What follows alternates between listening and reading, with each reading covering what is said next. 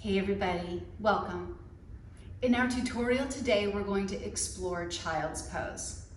Child's pose, or balasana, the Sanskrit name, is something that seems like it should be really simple, right? The name itself makes it sound easy.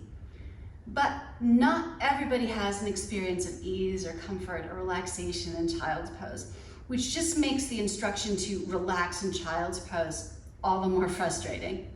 So we're going to look at some different variations today that might make the pose a little more comfortable for you. I think the most important thing to always remember with this pose, with any of our yoga poses, is that there's not one right way to do the pose. There might be a way for you today that's more right, depending on your body and what your body's needing that day. But we're not trying to make ourselves into like little yoga cookie cutters. We're all going to look different when we do our yoga. So let's take a look at the pose. The way that it's often taught is with heels together, knees together, hips are on the heels. And just to begin with, this is not comfortable for everybody, right? It's acknowledged that this is a position that's pretty complex for a lot of folks' bodies. And then we add to it this forward fold where we're rounding forward and bringing the forehead to the ground. A lot of us aren't able to bring the forehead to the ground, or our hips and our heels don't come together here, or we've got some discomfort in our knees, ankles, hips, shoulders. Depending on how it's taught, the arms might reach forward, which might not feel good for your body, or the arms might reach backward, which might make you feel like you're kind of off balance and going to tip over. So if the pose is comfortable for you like that, then that's great, you can enjoy it like that. If you're a yoga teacher, I think it's worth it to know that this pose does not feel good for everybody and that there are lots of different ways to explore it. So let's take a look. Now, I've already laid down a blanket, as you can see, just to save a little time for you. But this blanket is here to help alleviate potential discomfort in the ankles. And some of us are going to even need a little bit more of a layer of blanket. So if you take a look at the line of the ankle, when we point our feet, which is called plantar flexion, plantar flexing my feet here, some of us are going to find that our angle in the ankle isn't like a flat line like this, it's a little more like this. And that's as far as some people can go. And if that's where your ankle is, then to try to smash that into the ground with your body weight on top of it isn't going to feel amazing. It's going to feel pretty painful. So if that's the case, putting a blanket or something with a little more cushion and give to it will make space to allow for that shape. Having a blanket down is also really nice for some people's knees, and you will know if you're a person who has a kneecap that doesn't love to be knelt upon, then a blanket underneath here is really good. I recommend having the blanket be long enough to cover both the knee and the ankle so that you have a flat, even experience of lying down, and room enough for your chest to be covered by that blanket as well. All right, so that's the first thing. The second thing that we'll look at here is, let's say when you try to come forward, you experience a pinching here at the hip crease. If you're getting a pinch at the hip crease, it's going to be really hard to relax. That pinch doesn't mean anything dangerous or bad is happening, but it doesn't feel good. So there are two things that we can play with here. And the first thing that I want to show you is laying a blanket over the thighs. This is one of my favorite ways to do this.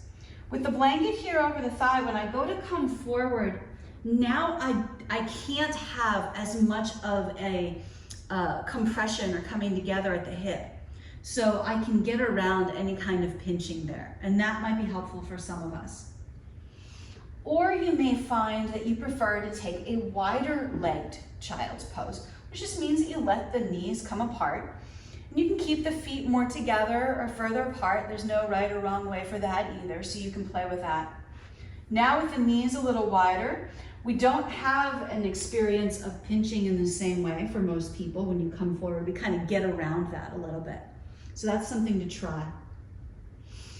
The other thing that having the legs wide does for us is that for some of us, when we come forward, we've got belly and thighs coming together in a really uncomfortable way. It feels squished, might feel unpleasant in the abdomen, or you might just feel like you can't really breathe well.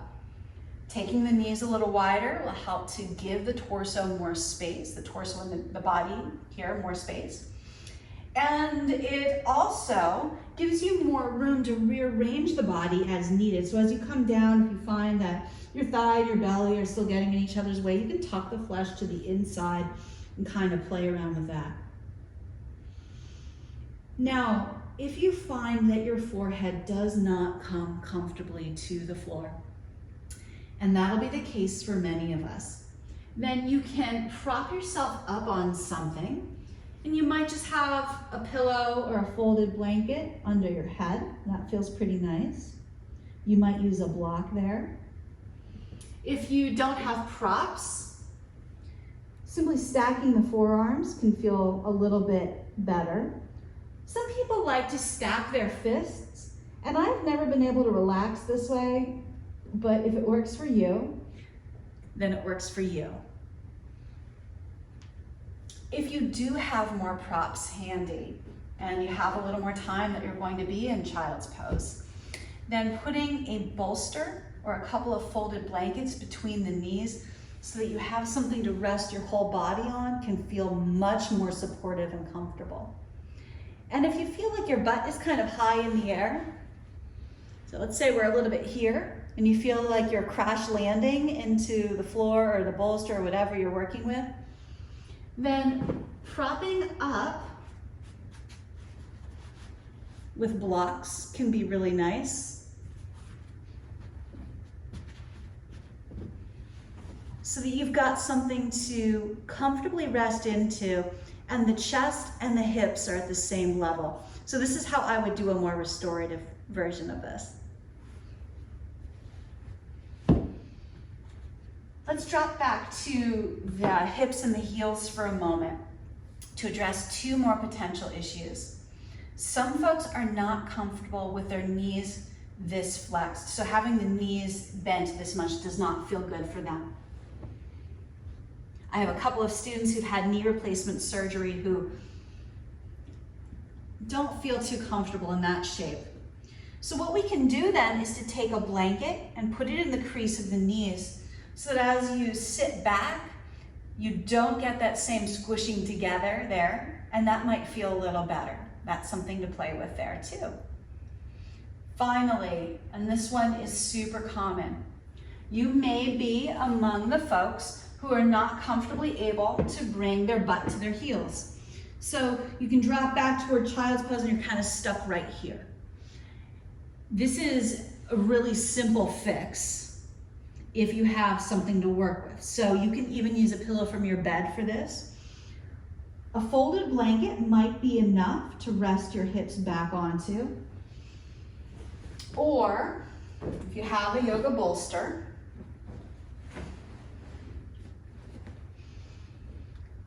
it's kind of nice to sit like this too, honestly. If you have a yoga bolster, you can put it on top of your heels, and then the butt rests back on that. There too, I would probably want to prop my head or chest up on something so that I don't feel like all of my body weight is pressing forward into my shoulders. Over time, some of these things may change. Like some of it just may be a case of your body's not used to stretching in this way. Over time, the tissues will start to cooperate in that way a little bit more. But there's some other things that might not change. So we may not be comfortable in child's pose in that first sort of traditional way ever. So there's no problem with taking care of your body in whatever way you need to. The last thing we're going to look at is the shoulders. Now, you may be directed to place your arms in a particular way in class. In your child's pose, maybe you are told to reach your arms forward to get a stretch.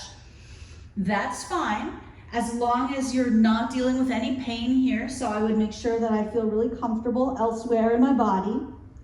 And then if you're feeling any pinching or pain in the shoulder here, don't work through that. Instead, bend the elbows a little bit and take them wider, or try moving your hands into a different position. See if you can find something that works well for you, but don't fight through pain here.